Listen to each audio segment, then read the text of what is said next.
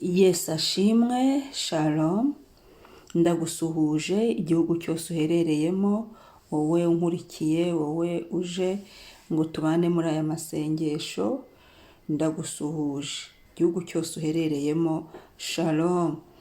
Karibu rero dusenge, njyewe uri kumva kuri mikoro, ndi Mame Benezeri, turatangiye. Tugiye gusoma muri Yeshuwa igice cya 6, umurongo wa 20 kugera ku wa 25. Umutwe w'amagambo uravuga ngo inkike z'i Yeriko ziriduka bakiza Rahabu. Abantu bahera ko barangurura amajwi, abatambyi bakivuza amahembe. Muri ako kanya abantu bumvise amajwi y'amahembe barangurura amajwi, inkike z'amabuye zirariduka, abantu barazamuka batera umudugudu, umuntu wese imbere ye barawutsinda, barimbura rwose ibyari muri uwo mudugudu byose, abagabo, abagore bato n'abakuru, inka n'intama n'indogobe babyicisha inkota. Maze Yoshuwa abwira abo bagabo babiri batataga igihugu bati, nimwinjire mu nzu ya Marayi uwo, musohore uwo mugore n'ibyo afite byose nk'uko mwamurahiye. Nuko abo basore bari batase barinjira, basohora Rahabu na se na nyina na bene se n'ibyo bari bafite byose n'umuryango wabo wose, babishyira inyuma y'urugerero rw'Abisiraheli. Umudugudu barawutwika n'ibyarimo byose, kireka ifeza n'izahabu n'ibintu by'imiringa n'ibyuma, kugira ngo bazabishyire mu nzu y'ububiko bw'Uwiteka. Nuko Yeshuwa arokora Marayi uwo, Rahabu n'inzu ya se n'ibyo yari afite byose, aba mu Bisiraheli na bugingo n'ubu, kuko yahishe za ntumwa Yoshuwa yatumaga gutata i Yeriko. Amen. Imana ishimwe, Imana ihabwe icyubahiro. Iki gitondo reka twisengere.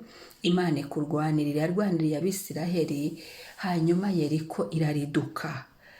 Buri wese agira Yeriko ye. Abisiraheli bari bahagazwe imbere ni Yeriko, yari urukuta runini ruzitiye ahangaha muri iki gihugu bagombaga kujyamo.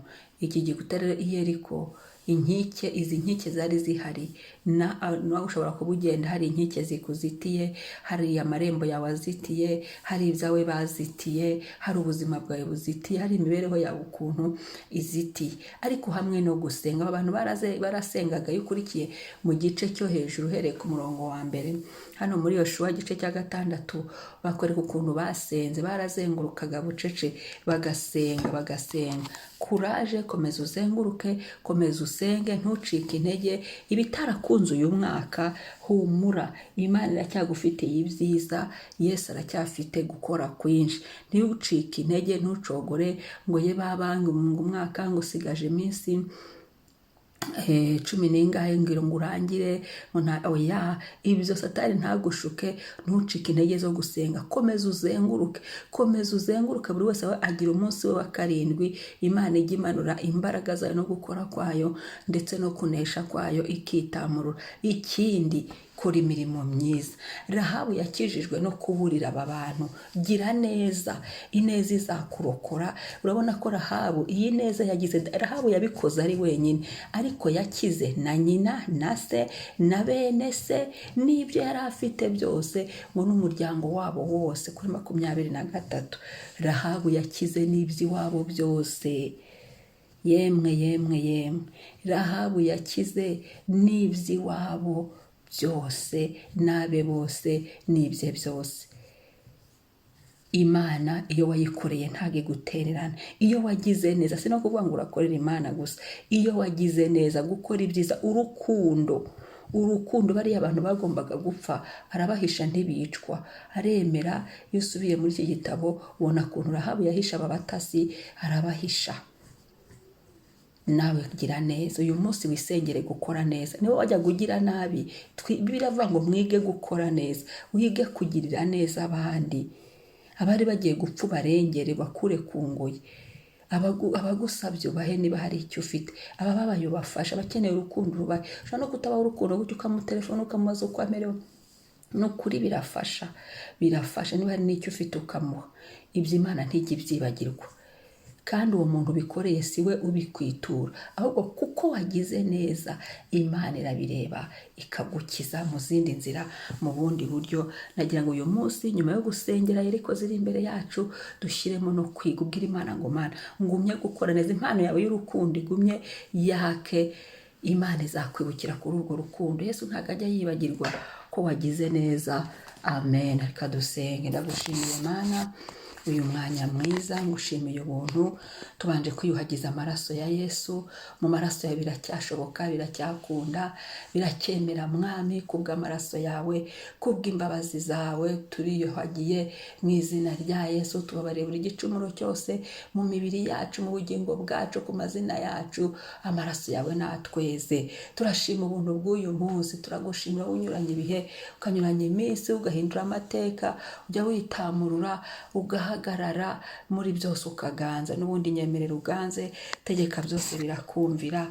Mwami wanjye, Mwami wanjye, Mana ikomeye, Mana nziza, n'abari twabwize na ryawe rihabwe icyubahiro. Urakoze Yesu, n'igihe wahagurutse guhangana na za Yeriko zari zihagaze imbere yacu, n'igihe wahagurutse gutanga strategy z'urugamba, n'igihe wahagurutse kugira ngo Mwami byari biri imbere yacu bimenagurike, n'igihe wahagurutse kugira ngo tugirire neza Mwami. Hari ibyari bizengurutse amasezerano yacu, hari ibyari bizengurutse ubuzima bwacu, hari Mwami Yesu inkike zari zarubatswe, inkike z'abantu, inkike z'imivumo, inkike z'ibitutsi, ni nyinshi, buri nkike yose buri wese agira inkike ye.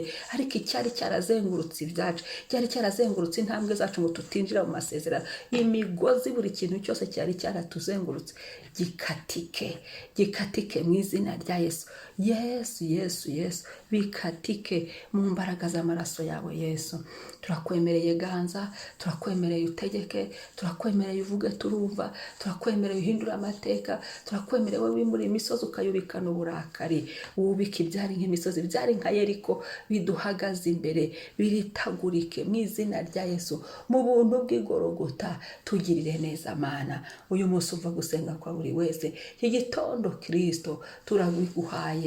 Ibyari bimeze nka Yeriko ubiriture, byari bimeze nka Yeriko mu bantu biriture, byari bimeze nka Yeriko mu rugendo rw'ubuzima biritagurike, byari bimeze nka Yeriko mu rugendo rw'agakiza biritagurike, byari bimeze nka Yeriko mu mihamagaro yacu biritagurike mu izina rya Yesu. Dutambukire mu mahoro, usubize buri wese uko agusaba. Abisirayeli bifuzaga kwinjira mu isezerano ryabo, wari warabasezeranije Kanani imbere yabo, nuko hari hariho iyi nkike yatumaga batinjira aho bagomba kwinjira. Ibyo byose bidukureho. Natwe hari amasezerano waduhaye, hari ibyari biduhagaze imbere bimeze nka Yeriko, hari ibyari biduhagaze imbere bihagaze nk'inkike. Ibyo byose, hari n'abaduhagaze imbere bigize Yeriko, hari n'abaduhagaze imbere bigize nk'inkike. Ibyo byose biveho, baveho, dutambuke mu izina rya Yesu, mu izina rya Yesu. Nk'uko uhagurukije marayika akaza kurwanirira ingabo z'Uwiteka, yo haleluya, waramuhagurukije ahura na Elisa, aravuga ngo nje ndi umugaba. Duhagurukize marayika uturwanirire, adutsindire imbere n'inyuma, iburyo n'ibumoso, mu izina rya Yesu. Turasenze Mwami ngo twigishe gukora neza, Rahaba tubere urugero rwiza rwo kugira neza, twe gucogora. Twagire neza abantu baraduhemukira, twagize neza abantu batugirana, ariko impano yacu ye kuzima, kuko niwe uzatwitura. Dukorere Yesu, twe gukorera abantu, twe kureba ku bana bo twagire neza, ahubwo turebe wowe Kristo wazutse. Urakoze Yesu, uyu munsi tufatanyije n'ubuntu bwo gutsindishirizwa nawe. Yeriko yose ihirime, buri saha ugenda utsinda ibyari bimeze nka Yeriko mu buzima bwacu, birangire, bitembagurike, twinjire muri Kanani yacu. Twakiriye kwinjira muri Kanani, twakiriye kurya iby'i Kanani, twakiriye imigisha y'i Kanani, twakiriye kugera i Kanani, twakiriye kuba amahoro, kandi Mwami no kugenda tugira neza. Izina ryawe rigahabwa icyubahiro mu bantu, mu bana, mu bakuru n'abato, mu ngeri zose. Muri iyi si turimo ugahabwa icyubahiro kuri Imana y'urukundo. Muri ibi bihe twibuka Noheli, tumenye ngo Imana ni urukundo yaduhaye Yesu, natwe duhitume tubasha gukora neza, tugira abo dufasha, tugira abo turemera, kugira ngo nabo banezerwe. Urakoze Yesu, shimwa. Amen, amen. Umunsi mwiza, Uwiteka abarihire, abarinde, abahirikire Yeriko, kandi mugende mugira neza. Shalom.